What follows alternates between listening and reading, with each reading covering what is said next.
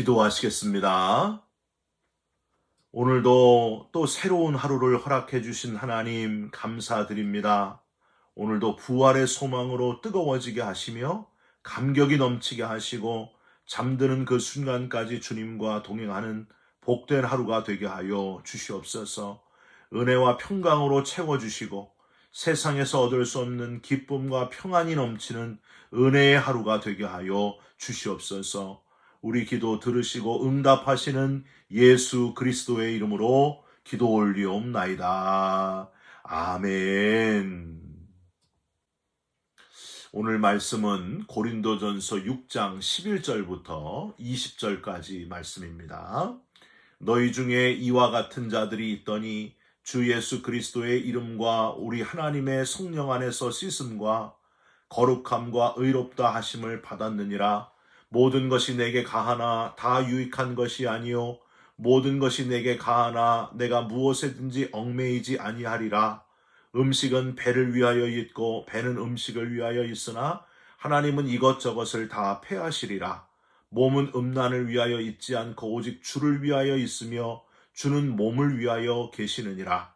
하나님이 주를 다시 살리셨고 또한 그의 권능으로 우리를 다시 살리시리라.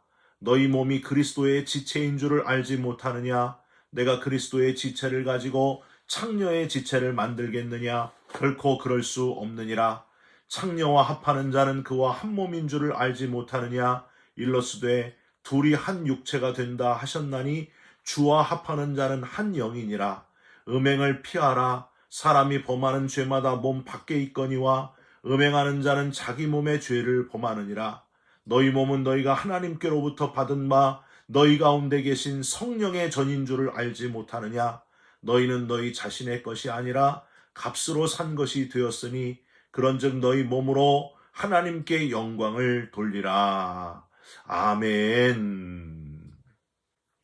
오늘은 고린도전서 6장 11절부터 20절까지의 말씀으로 거룩한 삶과 성도의 책임이라는 제목의 말씀을 함께 나누고 기도하는 시간을 갖겠습니다. 여러분, 금욕주의자라는 말을 알고 계십니까? 2세기에 그리스 로마 철학의 한 유파인 스토아 학파가 있었습니다. 그들이 주장한 것이 바로 금욕입니다. 우리 인간의 모든 본능적인 욕구를 억제함으로 죄악된 몸의 욕구를 이기고 경건에 이르기를 소망하는 이들의 모임, 그런 목표를 가지고 모인 사람들의 무리, 그런 자들을 바로 금욕주의자라고 합니다. 그런데 이런 인간의 모든 욕구를 억누르는 금욕주의의 반대는 뭘까요? 바로 쾌락주의입니다. 우리 몸에 대하여 금욕주의랑 정반대의 생각을 가지고 우리 인간이 본능적인 욕구대로 몸이 원하는 대로 그냥 몸이 가는 대로 다 해도 된다. 그저 몸이 원하는 대로 즐길 것 다 즐기고 마음껏 하고 싶은 것, 그저 먹고 싶은 것, 다 자기 하고 싶은 것 다 하는 것, 마음 가는 대로 살아라. 이들이 바로 쾌락주의자들이었습니다. 아까 금욕주의는 스토아 학파의 주장이다 했는데 바로 이 쾌락주의는 에피크로스 학파의 주장이었습니다. 그런데 여러분, 이 금욕주의나 쾌락주의는 둘 다 어디서부터 왔을까요? 그 근원이 바로 영지주의에서 나왔습니다. 여러분, 영지주의자 어디서 들어보셨죠? 바울이 끝까지 싸웠던, 경계하라고 했고 끝까지 신앙적으로 싸웠던 자들이 바로 이 영지주의자들, 잘못된 지도자들이었습니다. 이들은 그노시스라고 해가지고 지식을 최고의 가치로 여겼습니다. 인간의 영 그리고 지성을 지나치게 강조하다 보니까 자연히 우리 육체, 우리의 몸에 대하여는 아주 부정적인 생각을 하는 그런 사람들이었습니다. 그래서 몸은 죄의 산물이다. 몸이 원하는 걸 다 억제함으로 죄를 이겨야 된다. 이런 사람들이 바로 금욕주의로 흘렀고요. 아니다. 그냥 반대로 몸은 가치 있는 게 아니고 영만 중요하다. 그러니까 마음대로 해도 된다. 이런 사람들, 몸이 원하는 대로 다 해도 아무 상관없다. 이렇게 흐른 사람들이 바로 쾌락주의자들이었습니다. 몸에 대한, 우리 육체에 대한 잘못된 사고를 가지고 있으니 이렇게 극단적으로 흐를 수밖에 없다는 거예요. 극단적으로 흐르고 극단적으로 행동하게 되었다는 겁니다. 바울은 이렇게 잘못된 지성을 가지고 있는 이들, 그래서 이파 저파로 분열된 고린도 교회 지도자들을 향하여 우리의 이 육체, 우리의 몸에 대한 정확한 의미를 전해줘야 되겠다. 우리의 몸이 뭔가, 이게 뭔지를 정확하게 알려줘야 되겠다. 그럴 필요를 느꼈습니다. 그래서 우리의 몸은 하나님이 주신 것이다. 하나님께서 주신 이 귀한 몸을 하나님을 위하여 잘 사용해야 된다. 그렇게 전하고 있습니다. 여러분 어떻게 생각하세요? 혹시 여러분들은 그죠? 몸을 아름답게 만드느라고 다이어트하고 예쁘게 성형도 하고 몸을 아름답게만 만드는데 집중하고 계시고, 남자분들은 그죠? 건강을 위해서 막 이두박근, 삼두박근, 안면근 막 이런 운동하면서 건강한 몸을 만들고 몸에 좋다는 보약들을 다 찾아다니며 먹고 뭐니 해도 건강이 최고다. 이렇게 살고 계시지 않습니까? 미모도 중요하고요. 건강도 중요하지만 그것보다 더 중요한 우리 몸을 만드신 분의 의도, 그걸 깨닫고 몸을 어떻게 사용해야 되는지를 정확하게 알아야 된다는 거예요. 의도가 있다는 거예요. 그 다음에 이왕이면 다홍치마라고 정말 몸을 아름답게도 만들고 건강하게도 만들어야 된다는 거예요. 주 목적, 우리 몸을 왜 만드셨느냐, 이걸 먼저 깨달으시기를 바랍니다. 그리고 아름답게 만들고 건강하게 만드시기를 주님의 이름으로 부탁드립니다. 고린도전서 3장에서 바울은 우리의 몸을 하나님의 성전이다. 하나님이 거하시는 곳이다. 하나님이 거룩하시니 우리도 거룩해야 된다. 그렇게 밝힌 바 있습니다. 오늘 6장에서 보다 더 적극적으로 몸을 잘 사용하는 데 초점을 맞추어서 이렇게 사용해야 될 거다 하고 전달하고 있습니다.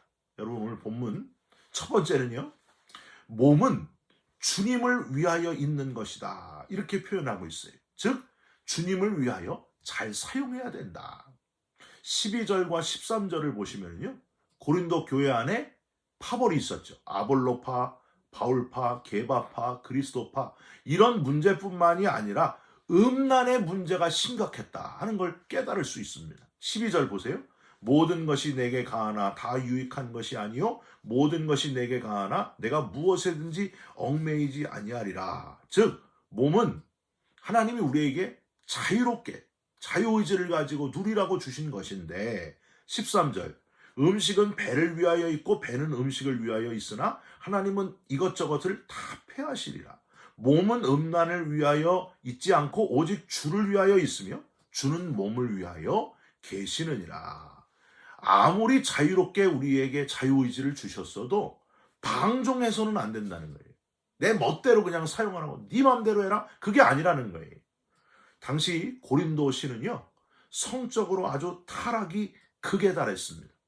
고린도의 주신인 사랑의 여신, 여러분 들어보셨을 거예요. 아프로디테의 신전에는요 1000여 명의 창기들이 있어가지고 아프로디테 예식 중에는 음란 행위가 공식적으로 행해졌다고 해요.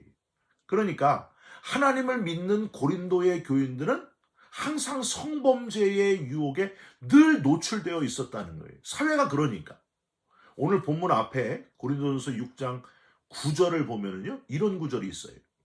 불의한 자가 하나님의 나라를 유업으로 받지 못할 줄을 알지 못하느냐? 미혹을 받지 말라. 음행하는 자나 우상 숭배하는 자나 간음하는 자나 탐색하는 자나 남색하는 자나. 여러분 얼마나 음행이 성행했으면요, 그냥 음행하는 자나라고 표현하지 않고 간음하는 자나 탐색하는 자나 심지어 남자로 몸을 파는 자까지 표현했겠어요. 오늘 본문 16절에도 창녀와 합하는 자 이렇게 표현되어 있는 것으로 그렇게 문장을 시작하는 것을 보면 고린도시와 그리고 고린도 교회가 얼마나 음란의 심각한 문제에 시달리고 있었는가, 유혹이 얼마나 심했는가 하는 것을 아주 여실히 밝히고 있습니다.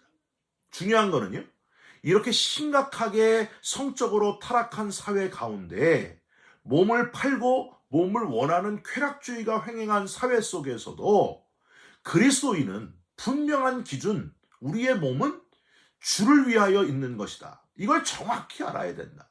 99.9% 내 주위에 있는 모든 사람들이 다 괜찮다고 그렇다고 해도 나부터라도 정확하게 내 몸은 오직 주를 위하여 사용해야 된다 하는 걸 알고 그렇게 살아야 된다는 거예요.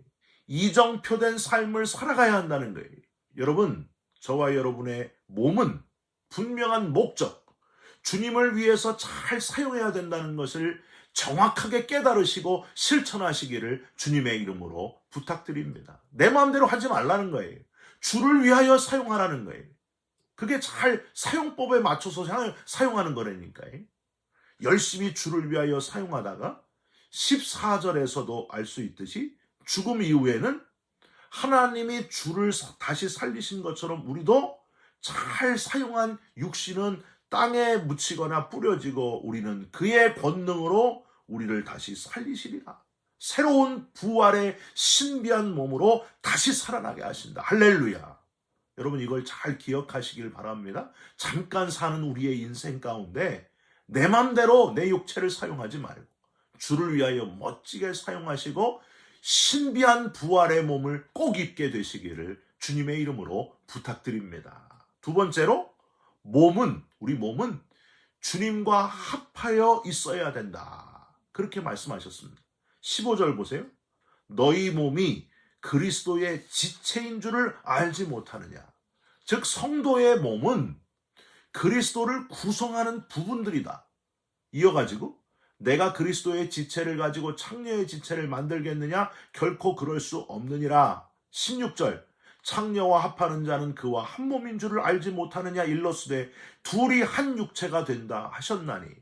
즉 이렇게 합쳐지면 안 된다. 창녀와 몸을 사용하여 함께 돈을 버는 자, 엉뚱한 목적으로 쓰여지는 자와 합하면 안 된다. 17절 주와 합하는 자는 한 영이니라. 즉 그리스도의 지체, 그리스도와 합하라. 주님과 합하라. 아주 강력하게 주장하고 있습니다.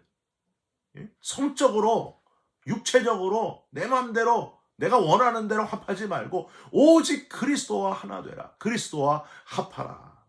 여러분, 십자 드라이버 있잖아요. 이렇게 십자 드라이버는요, 십자 스크루랑 합해야 잘 돌아가요. 일자 드라이버는 일자 스크루와 합해야 잘 돌아가고 정확하게 맞습니다. 십자 드라이버로 일자 스크루 혹시 돌려보신 적이 있어요? 어떻게 돼요? 스크루 다 망가져요. 급하다고 막 밀어붙이면 오히려 망가진 스크루를 빼기가 더 힘들어요. 이거 해보신 분들은 다 알아요. 다 망가져요. 잘못 돌리면. 반대로 일자 드라이버로 십자 스크루를 돌려보셨습니까? 홈만 맞으면 잘 맞아가지고 돌아가요. 돌아가기는 돌아가는데 너무 힘이 많이 들어요. 십자 드라이버로 십자 스크루를 돌리는 게 제일 힘이 안 들어요. 정확하게 맞으니까. 혹은 돌리다가 십자 홈들이 그냥 다 망가진다니까요. 결국에는 이게 정확하게 맞는 게 중요하다는 거예요. 우리 몸은 원래 주님과 하나 되도록, 주님과 합하도록, 주님과 함께 있을 때 가장 편하고 가장 좋게 잘 맞도록 그렇게 만들어졌습니다. 여러분 믿습니까? 그래서 성경 다음으로 중요하게 여겨지는 초대교부의 아버지 누구예요? 어거스틴의 고백록 1장 1절이 이렇게 되어 있어요. 당신은 우리 인간의 마음을 움직여 당신을 찬양하고 즐기게 하십니다. 당신은 우리를 당신을 향하여 살도록 창조하셨으므로 우리 마음이 당신 안에서 안식할 때까지는 평안하지 않습니다. 우리가 주님과 하나 될 때에만 평안하다는 거예요. 거기에 안식이 있다는 거예요. 저는요, 이제 주일 예배 설교 시간에 주무시는 분들 있잖아요. 그분들 그렇게 생각해요. 편안한 곳에 왔으니 저렇게 주님 만나고 계시구나. 눈을 감고 주님 만나고 계시는구나. 옆에서요, 왜 졸아? 쿡 찌르고 조롱막이야 물러가라 이러지 마세요. 아버지 집에 왔으니까 너무 편한 거예요. 평안과 안식이 있는 거예요. 언젠가 깨겠죠. 일부러 깨우시지 마세요. 주님 품에 있으면 너무 편안한 거예요. 너무 좋은 거예요. 여러분 어느 것보다도 주와 합하는, 주와 하나 되는 이 기쁨을 놓치지 말고 살아가시기를 주님의 이름으로 축원드립니다. 주날개 및 내가 편안히 쉬네. 주님과 함께 있을 때 세상에서 얻을 수 없는 참 평안과 안식과 그 평안함이 있다는 거예요. 주님과 늘 함께 하시기를 주님의 이름으로 부탁드립니다. 마지막으로 우리 몸으로 주께 영광을 돌려야 된다. 이렇게 표현하고 있습니다. 마지막 20절, 값으로 산 것이 되었으니, 즉 주님의 십자가의 희생의 값으로 독생자 목숨 주고 산 사람들이 바로 우리들이라는 거예요. 얼마나 우리가 귀한 존재들이, 세상 무엇과도 바꿀 수 없는 우리들이라는 거예요. 너무 큰 값을 치렀으니, 독생자를 죽여서 얻을 정도로 우리를 귀하게 여기고 값을 치러주셨으니, 그런즉 너희 몸으로 하나님께 영광을 돌려라. 여러분 아무리 개가 좋아도, 개 주인이 개를 사랑을 해도 개가 되고 싶은 사람은 없다니까요. 그런데 하나님이 우리를 얼마나 사랑하셨으면 인간이 되셨겠습니까? 직접 인간의 몸이 되시고 하나밖에 없는 독생자를 십자가에서 죽게 하심으로 우리를 왜 구원하셨을까? 그렇게 사랑하셨다는 거예요. 이거 돈으로 환산할 수 있겠어요? 얼마나 우리가 주님께 돈을 들여야 이 목숨값을 갚을 수가 있겠어요? 우리가 할 수 있는 일은 우리 몸으로 하나님께 영광을 돌려라.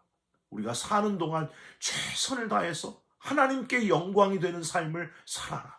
언제든지 기회 있을 때마다 뭘 하든지 누구를 만나든지 하나님께 영광을 돌리는 삶을 살아라. 고린도전서 10장 31절, 그런즉 너희는 먹든지 마시든지 뭘 하든지 다 하나님의 영광을 위하여 하라 하셨습니다.